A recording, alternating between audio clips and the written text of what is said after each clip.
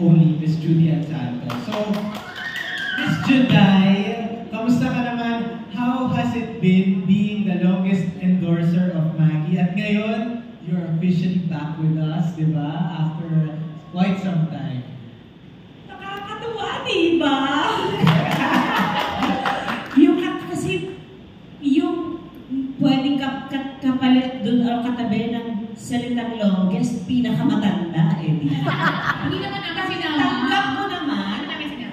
At Parang I'm hindi naman proud na Oo, proud nakikita ako. mo yung sarili mo dyan. First ad, Judy. First ad. I am a Maggie ambassador since I got engaged. And now that I have a family, I'm proud to say and happy to say that I am with my Maggie family for almost 2 decades now. So it is something that I am talaga super grateful for kasi talaga andyan ang Maggie literally from the very beginning of my life bago ako nagkaroon ng pamilya. Nagtiwala agad sila sa akin at hindi nila ako iniwan. Walang iwanan dito sa Maggie. So to my Maggie family, I am forever grateful to all of you. Baga, marami akong nakita mga bagong mukha na nawala, na bumalik, nawala ulit, bumalik. Ako pa rin yun dito. Thank you po. Parang tayo kasi sabihin si Bebe, kasi hindi siya kanina. Sige, sige, tuloy mo. Tuloy mo yan. Wala naman. Dito po talaga yung sinabi ni Ma'am si Juday about loyalty ng Maggie talaga. Kasi nung sinabi ko rin na kanina, in-US ko anak ko ng Maggie. Sabi nung isang boss ko din sa talk show ko, sabi niya, alam mo ba ang Maggie? Grabe yan sila. Loyal talaga yan sila sa mga endorsement nila. At hindi basta-basta ang mga endorsement nila. Hindi ko alam ano bang nakain ng Maggie? Bakit talaga ako ang ganyan ang kinuha? Kaya talagang grabe talaga loyal din yun. Maggie family. Ayan. Appear tayo dyan, appear tayo dyan. So Juday, parang safe to say, no, Maggie was with you throughout your cooking journey. Yes, yes. No? Since when you Naniwala. started. I think Maggie is the first, hindi I think, Maggie is the first product who actually believed in me that I can cook. Siyempre, pag artista ka, tapos nag-culinary ka, ang unang-unang marinig mo talaga agad, kaya nag-culinary kasi may pera, nag-artista. Marami. Iba, yung Maggie naniwala sila sa pinanggalingan ko na I wanted to learn to cook because it was my passion, and at the same time, I wanted to be an example to Johan at the time na hindi ako nakapag-college, but I wanted to prove to my daughter na may natapos ako na gusto kong kurso. So, ayun ngayon yung pinakahawak ng inspirasyon ng dalaga namin na okay, my mom did this because it's her passion. So, she's also doing a course, getting a course now na passion din niya. So, I think I took the right path by, pursuing my dreams, not actually becoming a chef, but being an inspiration to you, to my daughter. Okay. So, ang dami na natin pinagdaanan yung movies. Ano next? Marami. Napakarami. Yung akala mo nagawa na ng lahat ng Maggie, you'll be surprised because there's so much exciting times ahead. We're taking it to a new level with Cook with Magic. Hindi na lang ito mga TV commercials. Meron pa rin naman mga TV commercials, hindi naman talaga siya mawawala. Pero meron na tayong cooking show.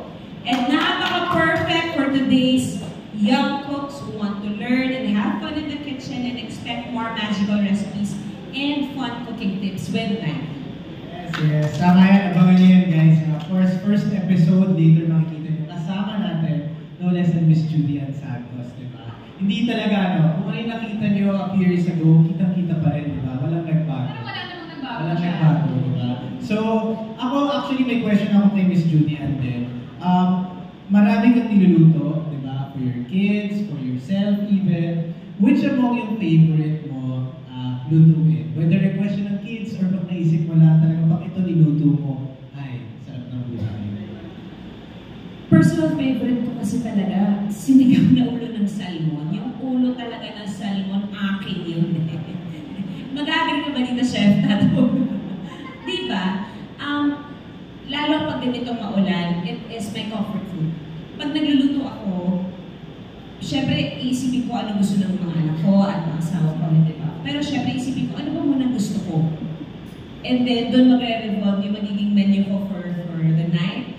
Dapat yung gusto mo muna. So talagang, pag nalulungkot ako, gusto ko maging masaya, sinigang na ulo ng salmon talaga. Tapos meron kang patis na may sili, na may konting kalamansi. Tapos may init na kanin. Excuse me po, kaya na. Parang mag-walk ka na parang kaya ng Sinakata ko na yung buffet, hinahanda na kanina. Yun po.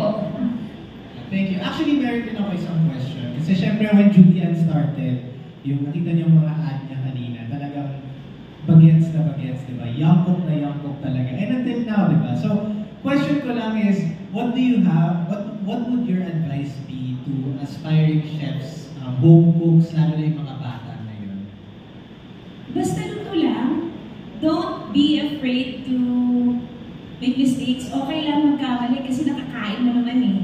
Basta edible, kainin mo kasi doon ka matututo. I mean, Judy Ann's Kitchen, when I created Judy Ann's Kitchen, in my mind, I wanted to inspire people na okay lang magkamali sa kusina kasi nangyayari naman talaga siya. May nasusunog, nakakalimutan mo, hindi pala bukas yung apoy ng kalkalan mo, na hindi na pala kumukulo yung baboy mo. So, nangyayari siya, and it's okay. It's okay to make mistakes because matututo tayo dyan. And before you know it, nag-evolve ka na, nag-try out ka na ng mga mas komplikado pang recipes and dishes. And hindi mo malalaman kung sino yung mga tao na i-inspire mo at kung sino yung mga tao na napapasaya mo kasi ikaw yung nagluto. At saka skill siya. Skill ang magkaroon ng kaalaman sa pagluluto at kahit magprito ka ng itlog, skill yun eh. Kasi yung iba ka nakakasunog ng tubig eh. Tubig na lang yun, nasusunog pa. So meron talaga na chance na maraming pagkakamali, but it's totally fine. It is totally fine because we all learn from our mistakes. So, bigyan ako itanong ko kay Miss Julia. Nakimiss na rin ako. Kasi tinanong ko siya kay Chef Jackie kanina. Pagtanay talaga yun na yung tanong kasi gusto namin ma-achieve yun. So, busy ka in your acting career. You started Judy Ann's Kitchen again. Dami nating projects together. How do you balance it all? I don't know. Alam mo, sa totoo, kapag gusto mo kasi yung ginagawa mo, lahat ng ginagawa ko sa buhay ko ngayon, gusto ko, mahal ko, may passion ng buong buo yung trabaho binibigay ko. Hindi ako nakakaramdam ng pagod. More so, there's time management. Importante yung time management and yung support mo with your partner. Siyempre, sisiguraduhin mo you spend time with your kids, each one of them, kasi ang mga anak namin, 5 years apart ang pagitan ng bawat isa sa kanila. So, iba-iba talaga sila ng level ng pag-iisip, iba-iba na sila ng mga problema sa buhay. So, you actually spend quality time. Nag-date si Raya at si Lucio, nag-date si Raya at si Johan. Kami din ni Johan, nag-date kami. I mean, those are memories na hindi mo mabibili sa Toy Kingdom, na kahit na hindi mo din mabibili sa mga apps, hindi sila online. It's a memory that you create with your family na hindi mananakaw. So, napaka-importante sa akin. Kaya importante rin sa akin na properly scheduled ang bawat trabaho ko. Meron akong at least pahinga na isang araw and in between of my working days kasi kailangan ko i-reset yung sarili ko at the same time makapagbigay ako ng oras sa pamilya ko, sa mga anak ko. Sorry, madaldal po talaga ako. Hintayin niyo kapag naka-wine ako, mas madaldal ako. Pero I make it a point, pag may pasok, I make it a point, ako yung nagising sa kanila, ako yung gagawa ng pagkain nila sa umaga, sasabayan ko sila sa almusal, i-attend ko sila sa first days of school nila. I make little notes sa mga baon nila. Same goes with my husband. Lalagyan ko rin siya ng notes. Little things of letting your family know that you think of them and how much you love them just makes me happy. And hinahanap pala nila yun, yung mga notes na yun. Nalulungkot sila kapag wala yung notes. So, nabavalidate naman yung puso ng pagiging nanay na, okay, meron naman palang napupuntahan yung pagising ko sa umaga kahit madami na yung wrinkles ko at lumalalim na yung eye bags ko. Okay lang naman, basta para sa pamilya, gagawin mo talaga. And it's a fun bonding activity na kailangan mong i-instill sa nila eh, because those are the things na ipapass din nila pag nagkaroon na sila ng pamilya nila. Pero sa amin, hindi pa naman, di ba? Thank you for Thank sharing you. that part of you with us. Ang mic ko lang nalaman na may yung that side of Judy Ann. Yes. Okay, hindi po na lang tayo sa bagets. Sa mga